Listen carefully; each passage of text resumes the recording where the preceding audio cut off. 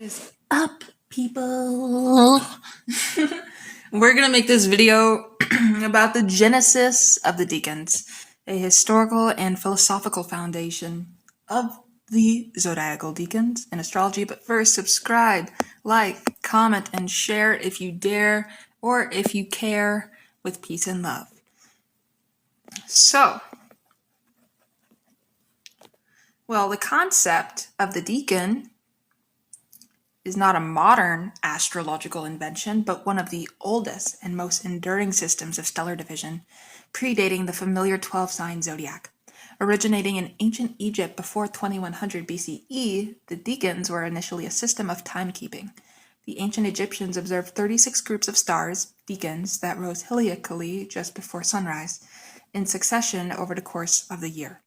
Each decan governed a 10-day period, hence decan from the Greek dekanos, meaning a tenth, forming the backbone of their 360-day calendar, with 5 epagomenal days added at the end.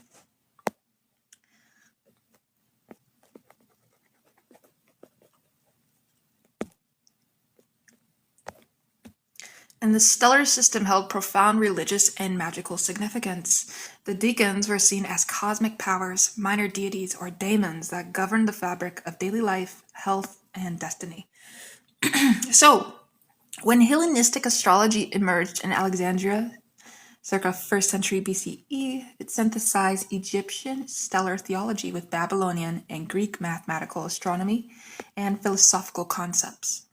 The decans were integrated into the zodiacal framework. Instead of 36 independent star groups, the 360-degree circle of the zodiac was divided into 36 segments of 10 degrees each, with 3 decans assigned to each of the 12 30-degree signs. The foundational text for the synthesis is the Tetrabiblos by Claudius Ptolemy. We talk about him quite a bit on this channel. 2nd century CE. In chapter 36 of book 1 of the terms, decans, and the like, Ptolemy codifies the decan system that would dominate Western astrology for centuries. He assigns planetary rulers to each decan, creating a hierarchical structure of Chaldean order. A repeating sequence of planetary rulerships based on the traditional order of the spheres. Starting with Saturn, going to Jupiter, going to Mars, going to the Sun, going to Venus, going to Mercury, and then going to the Moon. So the system is built upon a philosophical framework of emanation. The sign provides the fundamental archetype, the essence. The decan, governed by a sub-ruler, provides the modality of how that essence is expressed, colored, and executed. The planetary ruler of the decan acts as a lens, focusing the sign's raw energy into a specific spectrum of human experience. Understanding the decans is, therefore, to move from a monochromatic understanding of a sign to a tripartite, polychromatic vision of its potential.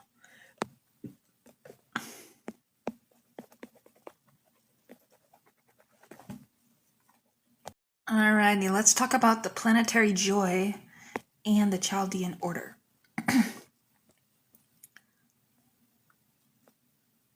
So the specific order of planetary subrulers is not arbitrary.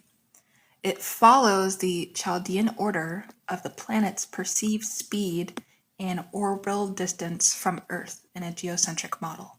Saturn being the slowest, Jupiter, Mars, Sun, Venus, Mercury, Moon, which is the fastest. So, the sequence was considered a reflection of the hierarchy of the cosmos. The rulerships are applied in a continuous looping sequence across the 36 decans, starting with the first decan of Aries, right? So, the system is further reinforced by the concept of planetary joy. In Hellenistic astrology, each planet was said to rejoice or have its special joy in a specific house. The decan system creates a parallel resonance, as the subruler of a decan often shares a thematic or elemental affinity with the sign it governs, creating a synthesis that is either harmonious, enhancing the sign's nature, or challenging, creating productive friction. And the table below outlines the planetary subrulers for the 3 decans of each sign according to the most widely used Chaldean system. So as we can see here, we have our zodiac signs and we have our 3 decans laid out. So our first decan is 0 degrees through 9 degrees 59. Our second decan is 10 degrees through 19 degrees 59. And our third decan is 20 degrees through 29 degrees 59. All right. We see that Aries in its first decan is ruled by Mars. In its second decan, it's ruled by the Sun. In its third decan, it's ruled by Venus. Taurus, in the first decan, is ruled by Venus. In the second decan is ruled by Mercury. And the third decan is ruled by the Moon. Gemini in the first decan is ruled by Mercury. In the second decan, it is ruled by the Moon. In the third decan, it is ruled by Saturn. The first decan of Cancer is ruled by the Moon. The second decan of Cancer is ruled by Saturn. The third decan of Cancer is ruled by Jupiter. The first decan of Leo is ruled by the Sun. The second decan of Leo is ruled by Jupiter. And the third decan of Leo is ruled by Mars. The first decan of Virgo is ruled by Mercury. The second decan of Virgo is ruled by Venus. The third decan of Virgo is ruled by Mercury. The first decan of Libra is ruled by Venus. The second decan of Libra is ruled by Mercury. And the third decan of Libra is ruled by the Moon. The first decan of Scorpio is ruled by the Mars planet. The second decan of Scorpio is ruled by Jupiter. And the third decan of Scorpio is ruled by the Moon. And it follows, Sagittarius, the first decan is ruled by Jupiter. The second decan is ruled by Mars. The third decan is ruled by the Sun. For Capricorn, the first decan is ruled by Saturn. The second decan Venus. The third decan Mercury. So Aquarius, the first decan is ruled by Saturn. The second decan is ruled by Mercury. And the third decan is ruled by Venus. And for Pisces, the first decan is ruled by Jupiter. The second decan is ruled by the Moon. And the third decan is ruled by Mars. All right. Now we look at a decanic analysis of the zodiac. We now turn to a rigorous analysis of each sign's decan, synthesizing the sign's core nature with its planetary subruler to reveal the distinct archetypes within. Now, Aries is cardinal fire, ruled by Mars, at least initially, curated by Mars. So the Ram is the initiator, defined by impulse, courage, and the assertion of self. So in the first decan, 0 degrees through 10 degrees, Mars, the archetype of pure will, and this is the quintessential Aries with Mars ruling both the sign and the decan. The energy is amplified and undiluted. Individuals here embody the pure, unadulterated martial spirit, pioneering, impulsive, competitive, and instinctual. They are warriors and pioneers who act before they think. The challenge is a propensity for rashness, anger, and a self-destructive lack of foresight. Their path is learning to temper raw aggression with strategic wisdom. And we look at the second decan of Aries, which is 10 degrees through 20 degrees, Mars and Sun. So the archetype of the Servine. The sub-rulership of the Sun, the planetary body representing essence, identity, and leadership, lends this decan a powerful charisma. These individuals are not just warriors, but born leaders and creators. They possess a natural magnetism, a generous spirit, and a profound need for recognition. The Aryan drive is channeled into self-actualization and dominion over their environment. The shadow side is a hyperinflated ego, hubris, and a tyrannical tendency when challenged. Sounds like my dad, as a second decan in Aries, and he was born April 4th in the 60s. So, third decan, 20 degrees through 30 degrees, Mars and Venus, the archetype of the adventurer.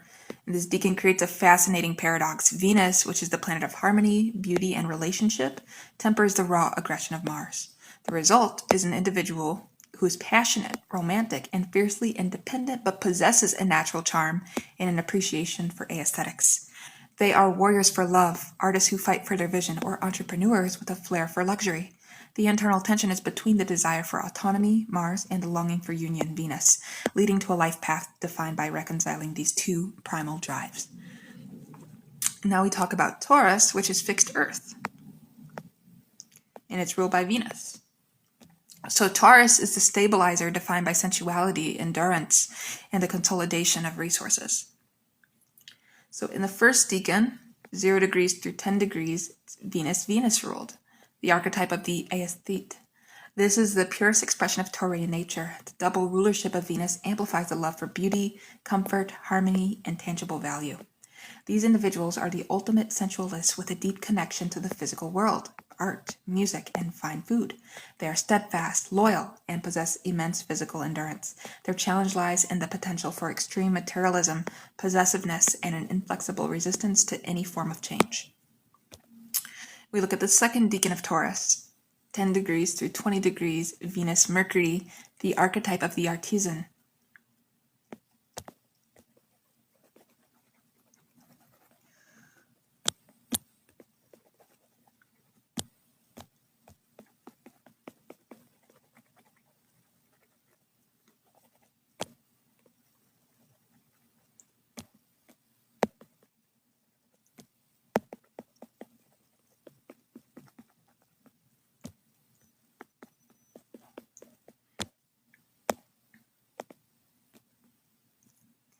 So, Mercury, the planet of communication, commerce, and craft, adds a layer of mental agility and practical skill to the Taurian foundation. This decan produces the skilled negotiator, the savvy financier, and the master craftsman. They combine Venusian appreciation for beauty with mercurial dexterity to create tangible works of art or wealth. They are more communicative and intellectually curious than the first decan. The shadow is a tendency toward cunning manipulation in matters of finance or love, and a restless mind that conflicts with the fixed Taurian need for stability. Now we look at our third decan of Taurus, 20 degrees through 30 degrees, Venus moon ruled. The archetype of the nurturer, the moon, governing emotion, instinct, and the home, infuses this decan with deep sensitivity, intuition, and a profound need for security. These individuals are the caretakers of the zodiac, creating beautiful and nurturing homes and families. They are emotionally attuned with a strong connection to the past, tradition, and ancestry. Their possessiveness is not just material, but deeply emotional. The challenge is a susceptibility to moodiness, being overly enmeshed with family, and using emotional dependency as a form of control.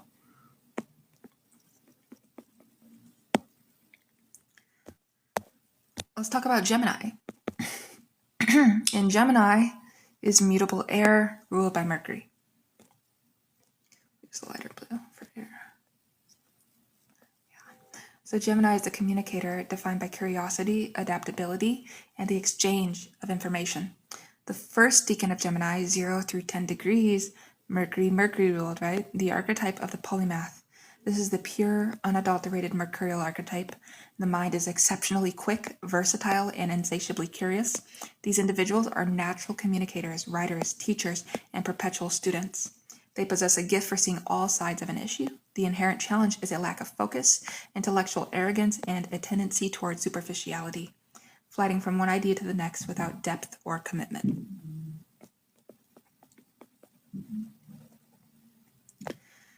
And we look at our second decan of Gemini, which is 10 through 20 degrees, ruled by Mercury and the moon, the archetype of the storyteller. The moon's influence adds an emotional and mnemonic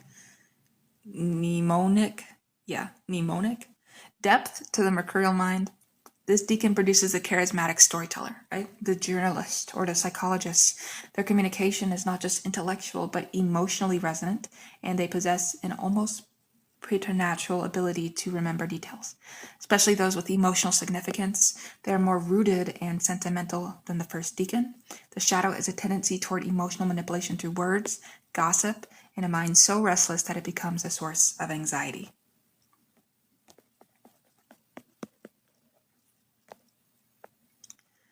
All right, third decan, 20 degrees through 30 degrees, Mercury and Saturn ruled, the archetype of the architect. Saturn, the planet of structure, discipline, and limitation, grounds the mutable air of Gemini. This decan produces the serious thinker, the academic, the scientist, or the satirist. The mercurial wit is sharpened by Saturnian gravity, resulting in a mind that is analytical, focused, and capable of profound structured thought. They seek mastery and respect for their intellectual authority. The challenge is a propensity for pessimism, mental rigidity, abiding cynicism, and a tendency to use intellect as a tool for control and criticism.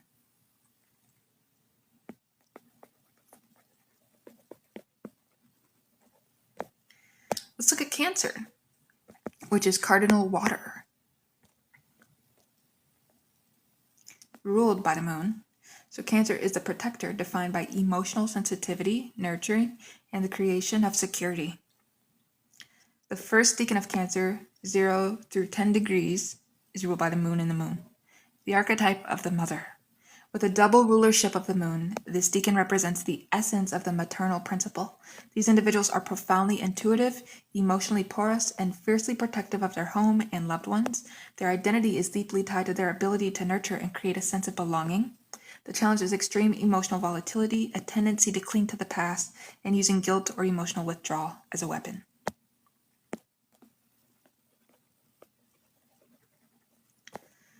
We look at our second decan of Cancer, which is 10 through 20 degrees, ruled by the moon and Saturn, the archetype of the matriarch.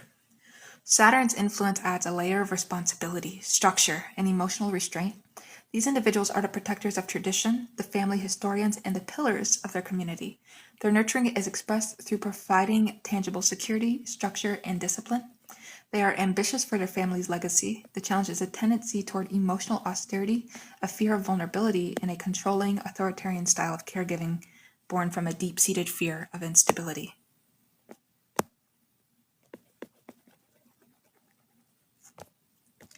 And our third decan of Cancer is 20 through 30 degrees, ruled by the moon and Jupiter, the archetype of the nurturing visionary. Jupiter expands and ennobles the Cancerian nature. This decan produces the generous host, the spiritual or philosophical teacher who nurtures others' growth, or the philanthropist. Their emotional world is vast, optimistic, and guided by a strong sense of morality. They seek to nurture not just their family, but their community or the world at large. The shadow is a tendency toward emotional excess, a messianic complex, and a difficulty in setting boundaries leading to overextension and resentment.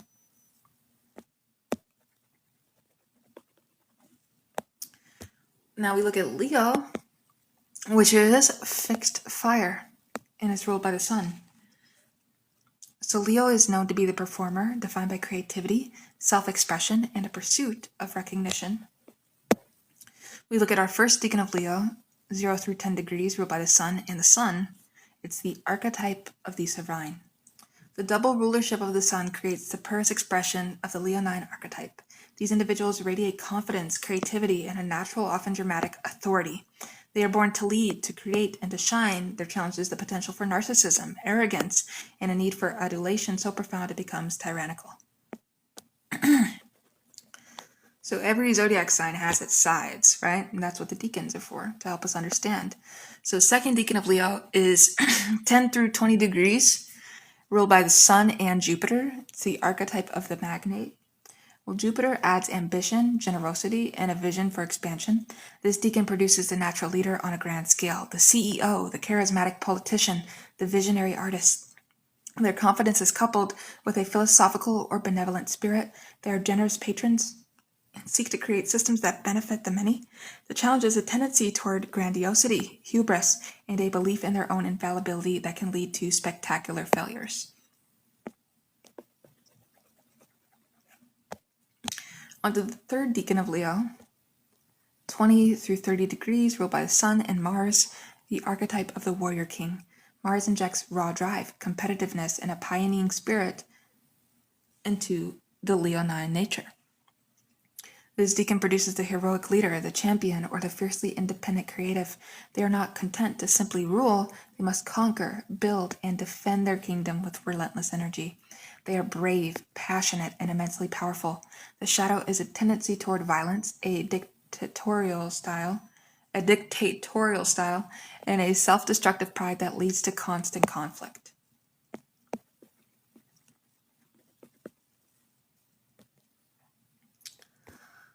Let's talk about Virgo, which is mutable earth, and it's ruled by Mercury.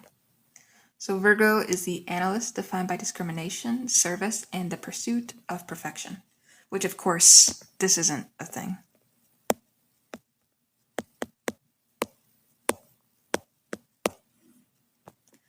So, the first decan of Virgo, 0 through 10 degrees, ruled by Mercury and Mercury, the archetype of the analyst. The double mercurial influence creates the pure Virgoan mind. Analytical, precise, and detail-oriented, these individuals are the quintessential problem solvers, critics, and technicians. Their intelligence is practical and serves a purpose. The challenge is an overcritical nature, chronic anxiety, and a tendency to lose the forest for the trees, becoming paralyzed by details and rigid in their methods.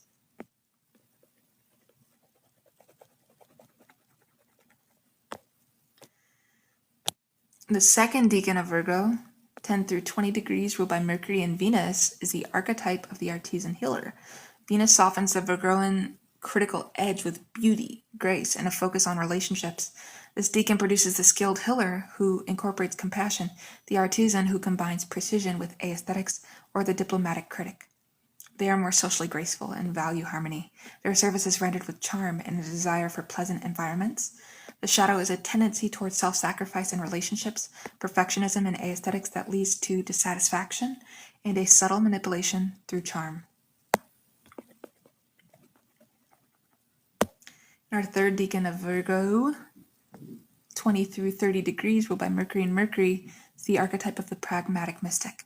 Note the recurrence of Mercury in a pattern that repeats the Chaldean order, which here results in Mercury ruling both the first and third decans of Virgo. This is the only sign where the planetary ruler repeats in such a way within the traditional system. This reinforces a profound mercurial focus, but at a later, more evolved stage. This decan embodies the highest expression of Mercury, the ability to synthesize disparate information into a coherent, practical whole. This can manifest as a pragmatic spiritualist, a scientist who explores the mystical, or a master of esoteric systems. The challenge is the same as the first decan, criticism and anxiety, but intensified with a risk of becoming a detached, hyper-rational intellectual who denies the emotional or spiritual dimensions of life they so skillfully analyze.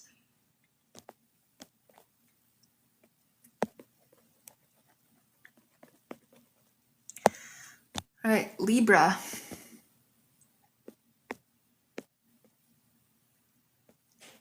It's cardinal air sign, and it's ruled by Venus. So Libra is the diplomat defined by balance, relationship, and the pursuit of justice. In its first decan, it's ruled by Venus and Venus. 0 degrees through 10 degrees of Libra.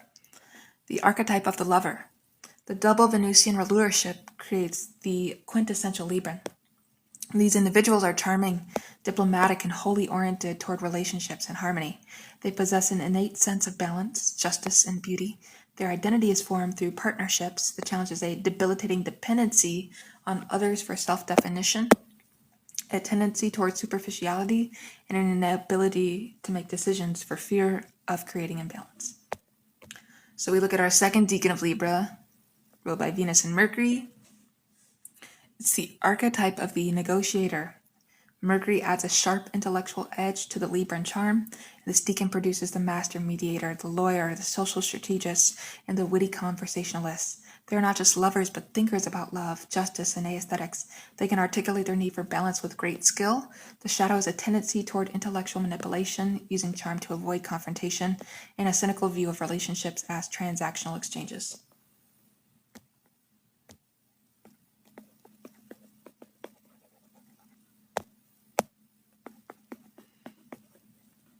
In our third decan of Libra, 20 degrees through 30 degrees, Venus and Moon ruled, is the archetype of the peacemaker, and the Moon adds emotional depth and a profound need for security within relationships.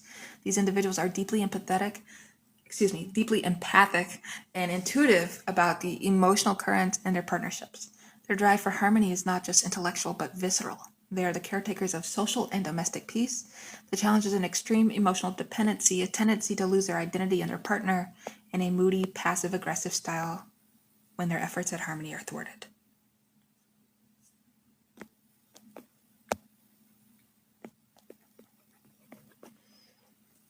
So Scorpio is a fixed water sign.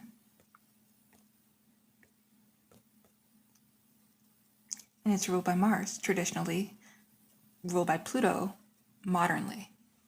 All right? Scorpio is the alchemist, defined by intensity, transformation, and the mastery of hidden power. The first decan of Scorpio is ruled by Mars and Mars.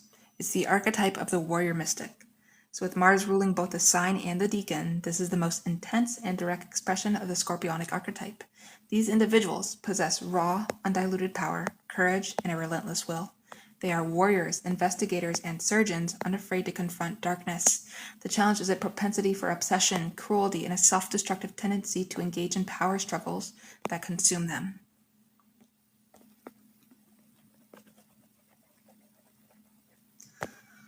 Our second decan of Scorpio is ruled by Mars and Jupiter, the archetype of the alchemist. Jupiter expands the Scorpionic nature toward philosophy, grand strategy, and spiritual transformation. This decan produces the charismatic leader who wields power on a large scale, the transformative healer, and the seeker of profound truths. Their intensity is coupled with a sense of justice and a desire to uplift.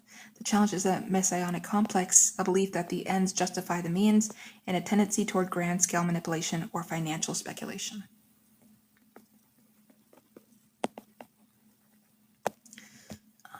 And the third decan of Scorpio is ruled by the Mars planet and the Moon planet. 20 through 30 degrees. It's the archetype of the psychic strategist. The moon adds deep emotional and instinctual intelligence. This decan produces individuals with immense psychic sensitivity, a profound understanding of group psychology, and a powerful ability to nurture through transformation. They are the emotional alchemists who can navigate the deepest depths of the psyche. The challenge is a tendency toward emotional manipulation, using knowledge of others' vulnerabilities as a form of control, and a deep-seated fear of betrayal that leads to preemptive emotional strikes.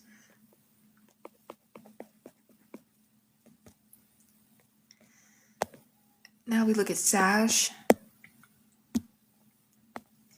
which is mutable fire, and it's ruled by Jupiter. Sagittarius. It is the seeker, defined by expansion, philosophy, and the pursuit of meaning. So in its first decan, it's ruled by Jupiter and Jupiter, the archetype of the philosopher. The double Jupiterian rulership amplifies the core Sagittarian traits. These individuals are the quintessential seekers, optimistic, philosophical, adventurous, and generous. They are driven by a need for freedom, truth, and higher meaning. The challenge is a tendency toward excess, dogmatism, a lack of restraint, and a condescending preacher mentality. Second decan, 10 through 20 degrees, ruled by Jupiter and Mars. It's the archetype of the crusader. Mars injects fury, drive, courage, and a pioneering spirit into the philosophical quest. This decan produces the explorer, the missionary, the entrepreneurial visionary, and the advocate for justice. They are not just seekers, but warriors for their beliefs. Their optimism is backed by immense energy and a will to action. The shadow is a tendency toward fanaticism, recklessness, and an arrogant imposition of their beliefs on others through force or aggression.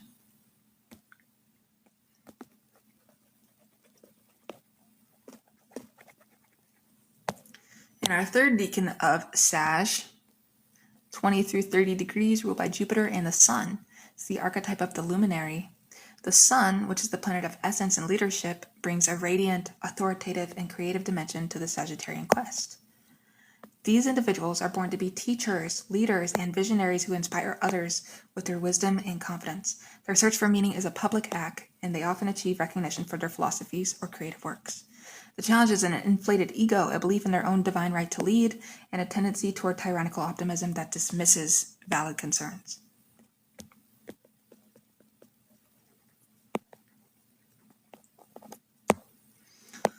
All right, we're getting there. So Capricorn is cardinal earth sign ruled by Saturn. It is the builder, defined by ambition, structure, and the mastery of time. So the first decan of Capricorn is ruled by Saturn and Saturn. It's the archetype of the architect. The double Saturnian influence creates the pure Capricorn archetype. These individuals are the ultimate builders of structures, corporations, institutions, legacies. They are disciplined, patient, ambitious, and possess an innate understanding of how to navigate hierarchical systems. The challenge is a tendency toward pessimism, isolation, ruthless ambition, and a view of life as an endless series of burdens and responsibilities. Second decan of Capricorn. It's ruled by Saturn and Venus. It's the archetype of the statesman.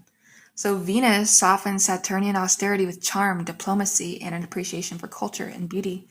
This decan produces the successful politician, the socially adept CEO, and the connoisseur. They build their structures with grace, valuing aesthetics and strategic alliances.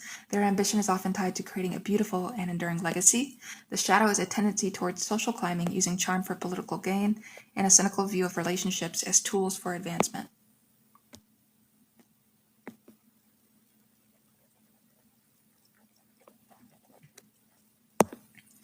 In our third decan of Capricorn, 20 degrees through 30 degrees ruled by Saturn and Mercury. It's the archetype of the strategist. Mercury adds intellectual agility, communication skills, and a focus on systems and information. This decan produces the master strategist, the financial genius, and the architect of complex systems. They are not just builders but thinkers about structures, able to analyze and manipulate intricate systems with ease. The shadow is a tendency toward cold, calculated manipulation, using intellect for ruthless ambition and a cynical, pessimistic worldview that justifies any means to achieve an end.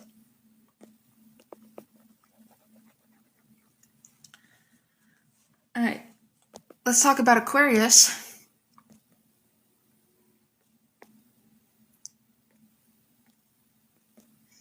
Aquarius is another fixed air sign ruled by Saturn, traditionally, and modernly ruled by Uranus. Aquarius is the innovator, defined by individuality, intellectual idealism, and social vision. So, first decan of Aquarius is ruled by Saturn, and Saturn is the archetype of the revolutionary traditionalist. This decan grounds the Aquarian impulse in Saturnian structure. These individuals are the builders of new social structures, the reformers who work within systems to change them. They possess a deep sense of responsibility to their community and a disciplined, patient approach to innovation. The challenge is a rigid adherence to their own revolutionary ideals, becoming as dogmatic as the systems they seek to overthrow.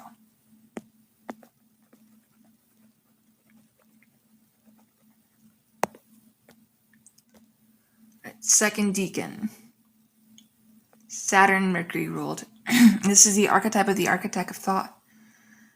Mercury gives form and structure to the Aquarian vision, and this decan produces the brilliant scientist, the inventor, the social theorist, and the technological innovator. They can articulate complex futuristic concepts with clarity and precision. Their innovation is grounded in intellectual rigor. The shadow is a tendency toward intellectual elitism, a cold detachment from the human impact of their ideas, and a use of intellect to manipulate social groups. And our third decan of Aquarius is 20 through 30 degrees, ruled by Saturn and Venus. It's the archetype of the humanitarian aesthete. Venus adds a layer of charm, social grace, and a focus on human connection to the Aquarian ideal. This decan produces a charismatic social reformer, the artist who uses their work for social commentary, and the leader of like-minded communities. Their vision for the future is one of beauty, harmony, and equitable relationships. The shadow is a tendency towards superficiality in their social activism, a need for social approval that compromises their ideals, and a romantic idealism that clashes with practical realities. So Pisces, our final sign of the zodiac, and your girl's 11th house stellium sign. Pisces is mutable water ruled by Jupiter, traditionally, and Neptune, modernly.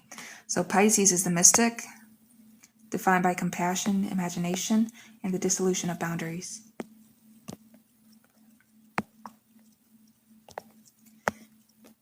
Now we look at our first decan, which is ruled by Jupiter and Jupiter. It's the archetype of the mystic.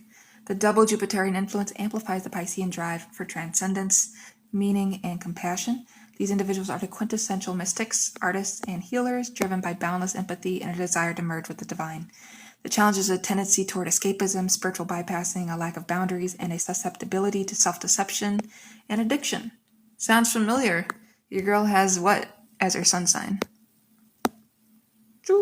And it's at what? Oops, didn't mean to do that. 9 degrees Pisces. So, the second decan is 10 through 20 degrees Jupiter and the moon, the archetype of the empath. The moon adds profound emotional sensitivity, intuition, and a connection to the collective unconscious. This decan produces the highly psychic healer, the artist who channels collective emotions, and the deeply compassionate caregiver. Their empathy is so profound that they often cannot distinguish their own feelings from others. The challenge is extreme emotional vulnerability, a tendency to be overwhelmed by the world's suffering, and a martyr complex born from an inability to set boundaries. Pisces really does have a hard time saying no, I'll be honest. I've struggled with it quite a bit in my life. Just saying fucking no. Third decan, ruled by Jupiter and Mars, is the archetype of the spiritual warrior. Mars injects a spark of drive, courage, and focused action into the Piscean nature. Now, this decan produces the individual who actively fights for the oppressed, the artist who uses their creativity as a form of spiritual activism, and the mystic who can channel divine inspiration into tangible worldly action.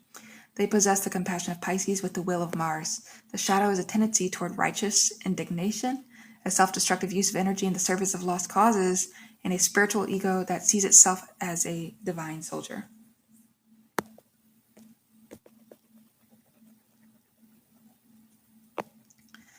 And we conclude here with the Decans as a ladder of complexity. The Decan system is far more than a simple astrological accessory. It is a sophisticated hermeneutic tool that reveals the inherent complexity within the zodiacal archetypes. By introducing a subruler, it creates a dynamic interplay of forces, a cosmic dialectic that shapes the individual's psychological makeup, life path, and spiritual evolution. To read a chart without considering the decans is to see only the broad strokes of a painting. To incorporate the decans is to discern the individual brush strokes, the subtle shifts in color, and the hidden textures that give the artwork its unique depth and meaning. The first decan of a sign represents its pure, untempered essence. The second decan introduces a complementary or challenging energy that compels a synthesis, forcing the native to integrate a new set of skills or confront a core tension. And the third decan often represents the most evolved or complex expression of the sign, where the energy has been refined, challenged, or expanded to its highest or most convoluted potential.